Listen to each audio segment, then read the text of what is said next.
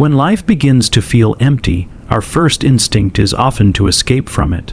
We distract ourselves with work, entertainment, relationships, or anything that can silence the uncomfortable awareness that something essential is missing.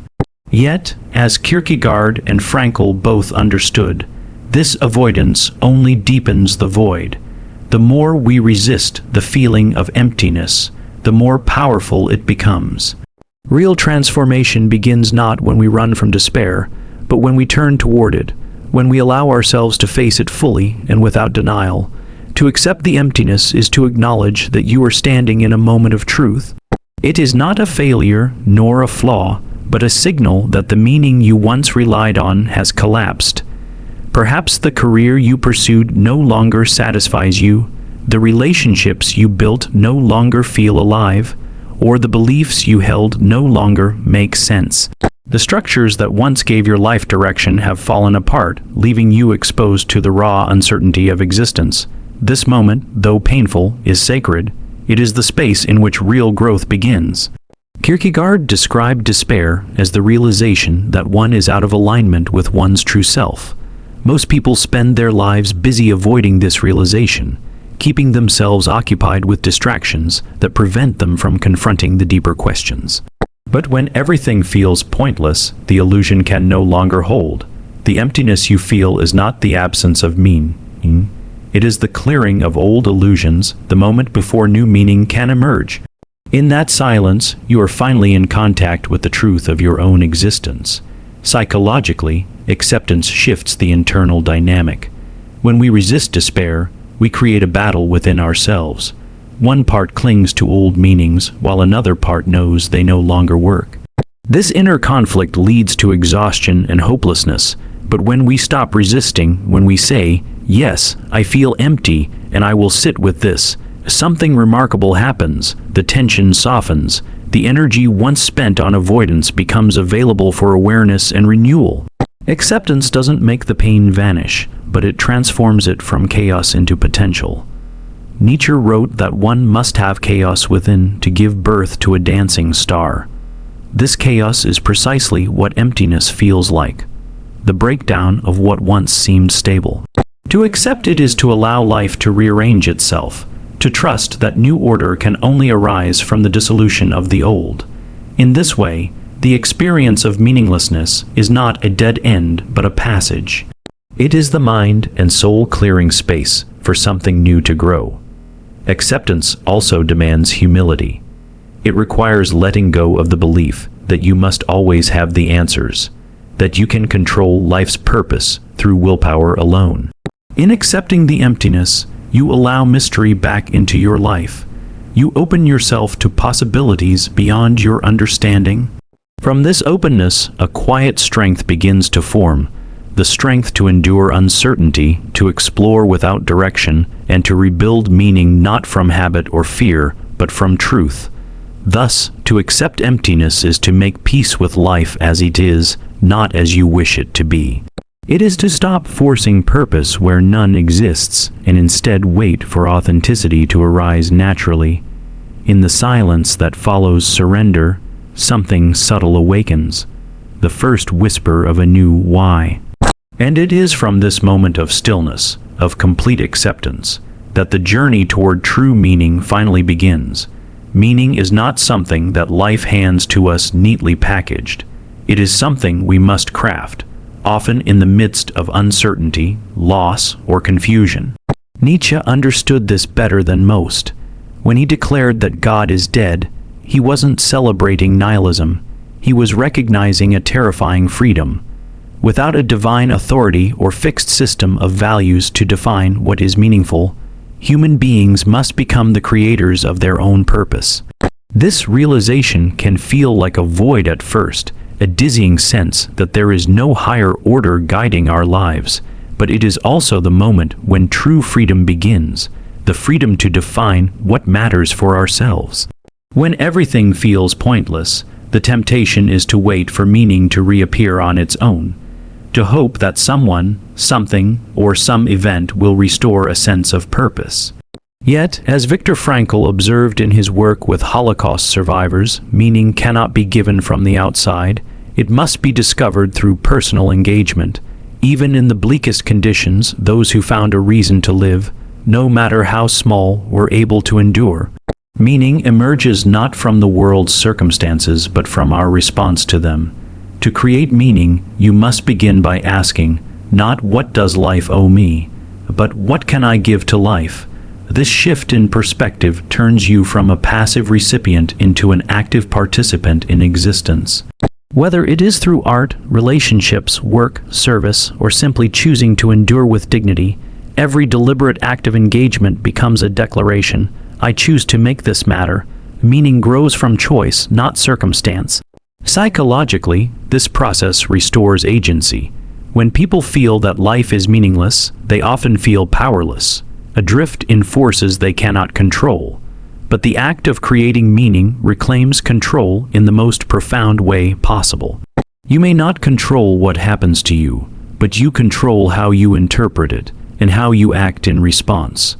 That act of interpretation is the birthplace of meaning. As Frankl said, everything can be taken from a man but one thing, the last of human freedoms, to choose one's attitude in any given set of circumstances. Nietzsche described this creative process as becoming the artist of one's own life. Just as a painter transforms raw pigment into beauty, so too must we transform the raw material of our experiences, our joys, our pains, our failures, into something that reflects our unique vision. Creating meaning doesn't require grand gestures. It can begin in the simplest acts. Deciding to learn, to help, to persevere, or to love when it would be easier to give up. Each is a quiet creation of purpose. Yet, this task demands courage. To create meaning is to take responsibility for your life. It means acknowledging that no one else can define your path or justify your existence. Many resist this truth because it's easier to live by inherited values, to follow what society or tradition prescribes. But such borrowed meanings eventually collapse, leaving you again in the void. The challenge and the opportunity is to stand in that void and build your own foundation, knowing that it is uniquely yours. When you stop waiting for meaning to appear and begin crafting it yourself, life transforms from a burden into a canvas. Every choice, every failure, every act of will becomes part of the picture. You cease to be a spectator and become a creator. That is the heart of human freedom, not to be handed purpose, but to shape it through the way you live. When everything feels meaningless, one of the most powerful ways to regain a sense of purpose is to anchor yourself in something greater than yourself. Human beings are not designed to live entirely within the boundaries of the ego. We are meaning-seeking creatures, and our minds naturally reach for connection, to ideas, to others, to the infinite. Carl Jung understood this well. He believed that a major cause of modern suffering was the loss of connection with what he called the self, the larger, transcendent aspect of the psyche that gives coherence to our existence. When we are cut off from that larger dimension, we begin to drift, consumed by the trivial, haunted by emptiness. To anchor yourself in something greater doesn't necessarily mean religion, though for some, faith provides that foundation. It means aligning your life with principles, values, or purposes that extend beyond your personal comfort, ego, or material success. It could be the pursuit of truth, the creation of beauty, the act of service, or the commitment to a moral or creative ideal. When your actions serve something larger, even suffering takes on meaning. You stop asking, "Why is this happening to me?" and start asking, "How can this shape me or others for the better?" Philosophers from Kierkegaard to Nietzsche grappled with this same dilemma. Kierkegaard saw despair as the sickness of the self disconnected from God, while Nietzsche urged man to overcome himself, to become the creator of his own values in a godless world. Though they took different paths, both recognized that life without a transcendent anchor collapses into chaos. Whether that anchor is spiritual, philosophical, or creative, it gives form to existence. It transforms aimless wandering into a journey with direction. Psychologically, this anchoring provides stability. When the storms of life hit, loss, uncertainty, disappointment, Those who have no greater foundation are easily consumed. Their identity, built only on circumstance, crumbles, but those who are rooted in something beyond themselves, an ideal, a mission, a vision, possess a kind of inner gravity. They may bend, but they do not break.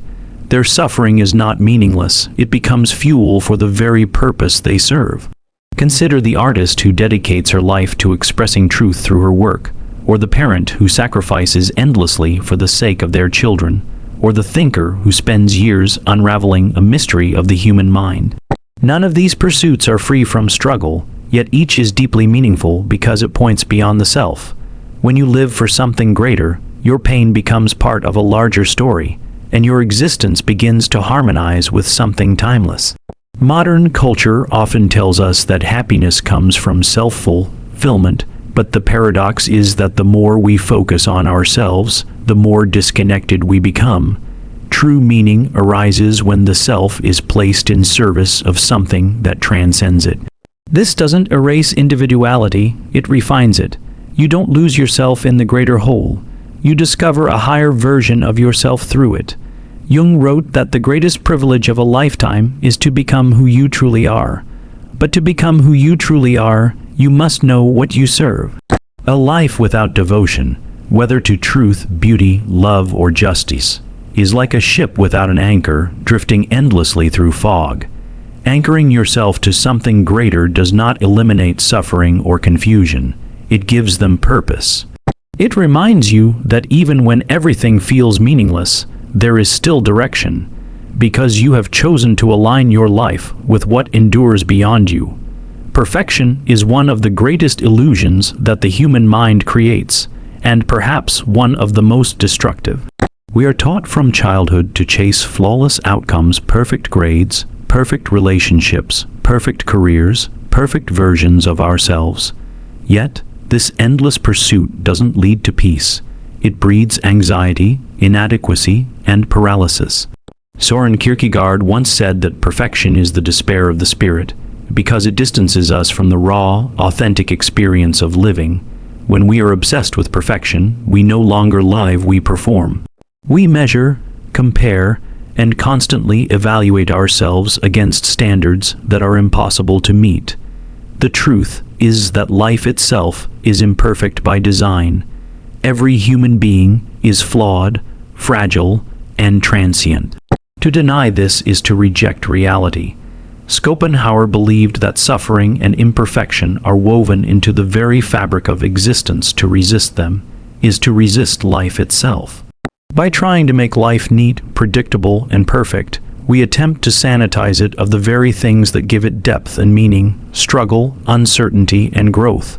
The irony is that perfectionism does not make us better, it makes us brittle. It traps us in fear of failure, fear of judgment, fear of not being enough. Psychologically, the perfectionist mind is driven by the unconscious belief that love and worth must be earned, that only when we are flawless will we deserve acceptance. But this is a lie that keeps us forever chasing a horizon that recedes as we approach it.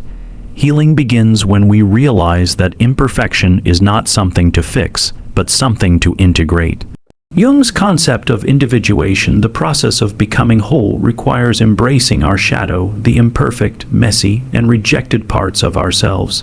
It is through acknowledging our flaws that we come into authenticity and depth. When we stop chasing perfection, we begin to live in truth. Mistakes become lessons, not failures. Vulnerability becomes strength, not weakness. We no longer waste energy hiding our imperfections, but use them as the soil from which wisdom grows. The cracks in our character allow empathy to enter. The wounds in our heart make room for compassion. Perfection isolates us. Imperfection connects us. Kierkegaard often spoke about the leap of faith, the courage to live authentically despite uncertainty and imperfection. To embrace imperfection is to take that leap. It is to trust that being human, flawed, emotional, inconsistent is not a defect but a sacred condition. In embracing imperfection, we open ourselves to the fullness of existence. Laughter mixed with sorrow, love tangled with loss, beauty intertwined with decay. The greatest art, philosophy, and relationships are not perfect, they are sincere. The same is true for a meaningful life. To detach from perfection is to stop trying to control every outcome and instead participate in the unfolding mystery of being alive. It means accepting that growth often looks like chaos, that progress includes pain, and that true wisdom often hides in the moments we'd rather erase. When you stop demanding perfection from yourself and others, you begin to see life as it truly is, not as a test to be passed, but as a story to be lived. Imperfection, far from being a flaw, is the gateway to authenticity, humility, and freedom. It's only when you stop trying to be perfect that you finally start becoming real. Suffering is perhaps the most universal aspect of the human condition. No one escapes it. And yet most of us spend our lives trying to avoid, suppress, or numb it. But as Schopenhauer and Kierkegaard both understood, the key to a meaningful life does not lie in the absence of suffering, but in the transformation of it. Schopenhauer believed that pain is an intrinsic part of existence, rooted in our endless desires and unfulfilled will. Life, he said, swings like a pendulum between pain and boredom. Yet, hidden within this bleak view is a profound truth: suffering is not merely something to endure, but something to learn from, something that refines us. When you begin to see suffering not as a curse but as a teacher, your relationship with life changes. You stop asking, "Why me?" and begin asking, "What is this trying to show me?" Kierkegaard took this even further, seeing despair and anguish as gateways to spiritual awakening. To him, suffering forces the self to confront its illusions, to peel away the false identities, the societal roles, the egoic attachments, until what remains is the raw, naked truth of existence. In suffering, we are stripped of the masks that comfort us, and in that exposure, we glimpse what is real. Psychologically, pain has the power to reveal what we most deeply value. When you lose something or someone you love, the ache you feel points to the depth of your capacity for connection. When you fail and feel the sting of defeat, it shows your hunger for growth and creation. When you experience loneliness, it reflects your longing for meaning and belonging. Every form of suffering, when examined rather than avoided, becomes a mirror that reflects who you truly are. Jung understood suffering as an essential part of individuation, the process by which a person becomes whole. He wrote that there is no coming to consciousness without pain. Without suffering, we remain asleep, content with shallow pleasures and unexamined lives. But through suffering, we are forced into awareness, into depth, into transformation. Pain becomes a kind of alchemy, turning raw emotion into wisdom and chaos into clarity. In our modern world, where comfort is idolized, we often miss this deeper dimension. We medicate every discomfort, distract ourselves from every ache, and label pain as something to be eliminated. But a life free from suffering is also a life free from growth. Like a muscle that only strengthens through strain, the soul only deepens through struggle. It is in our darkest moments that our most profound insights often emerge. To reframe suffering as a pathway to meaning is not to romanticize pain, but to redeem it. It is to understand that suffering is the crucible in which character, compassion, and consciousness are forged. People who have known deep suffering and survived it with awareness carry a kind of light, not because their lives are easier, but because their suffering has given them perspective. They know what matters and what does not. Meaning, then, is not something you find when everything is going well. It is something you create through your response to pain. Every hardship becomes an opportunity not for escape, but for awakening. The moment you stop resisting suffering and start engaging with it, you discover that even in the darkest night, there is a flicker of purpose, a reason to keep walking, learning, and becoming. Isolation is one of the most silent yet devastating forms of suffering in the modern world. We live in an age of hyperconnection, social media, instant messaging, and constant communication, yet genuine human connection has never been more scarce. The paradox is that, in trying to protect ourselves from rejection, disappointment, or vulnerability, we often retreat into loneliness. Over time, this withdrawal not only separates us from others, but also from ourselves and the world around us. To find meaning in life, one must reconnect not only with people, but with existence itself. Carl Jung emphasized that the human psyche is inherently relational. We are not meant to exist as isolated fragments. We are part of a living web of consciousness that includes other people, nature, and the collective unconscious, the shared spiritual and psychological heritage of humanity. When we become disconnected from that web, our sense of meaning withers. We begin to feel like strangers in our own lives, unable to sense belonging or purpose. Reconnection begins with vulnerability, the willingness to be seen as we are, without the armor of perfection or pretense. Modern culture often glorifies independence, yet the human soul longs for interdependence. To reconnect is to admit that you need others, that your existence gains depth through love, empathy, and shared experience. It is through genuine relationships that we rediscover the richness of being alive. A heartfelt conversation, a shared silence, or a simple act of kindness can remind us that we are part of something larger and more sacred than the self. But reconnection is not limited to people. It extends to the world itself. Many of us have lost touch with the simple rhythms of life, the stillness of nature, the passage of time, the beauty in ordinary things. Kierkegaard believed that despair often arises when we live too abstractly, detached from the immediacy of existence. To heal that despair, one must return to the concrete, to the feel of the wind, the sound of rain, the presence of another human being. Reconnecting with the world grounds us in reality and restores a sense of wonder that the intellect alone cannot provide. Psychologically, reconnection helps regulate the emotional chaos that isolation breeds. When we are disconnected, our thoughts become echo chambers of anxiety and self-doubt. Connection interrupts that loop. It brings perspective, empathy, and balance. Even sharing your pain with another can transform it, not because the pain disappears, but because it is no longer carried alone. Jung often noted that the meeting of two personalities is like the contact of two chemical substances. If there is any reaction, both are transformed. Connection is not merely comforting, it is transformative. Spiritually, reconnection awakens gratitude. You begin to see meaning in the web of relationships, events, and coincidences that shape your existence. You realize that you are not a solitary being drifting through a meaningless universe, but a participant in a vast, interconnected story. Each encounter, each act of love or compassion weaves you deeper into the tapestry of life. Finding meaning, then, is not a solitary task, it is relational. It is rediscovered in the act of reaching out, of participating in the shared experience of being human. The path back to meaning often begins the moment you extend your hand and allow someone else to take it.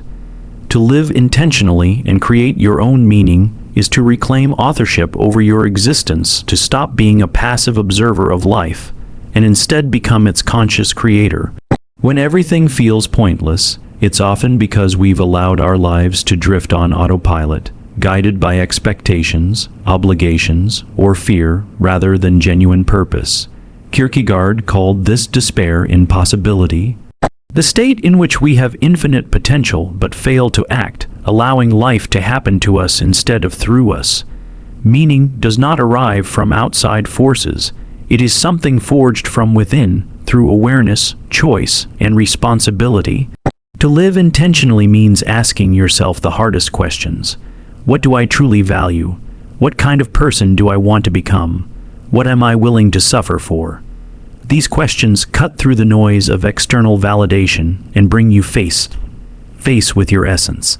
Nietzsche's concept of the Übermensch, the one who creates his own values, echoes this call to live with self-determined meaning.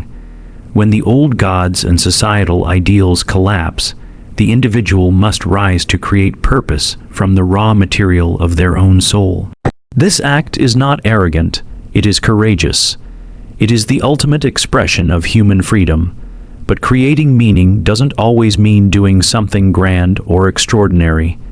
It begins in the small, deliberate acts that align your life with what truly matters to you.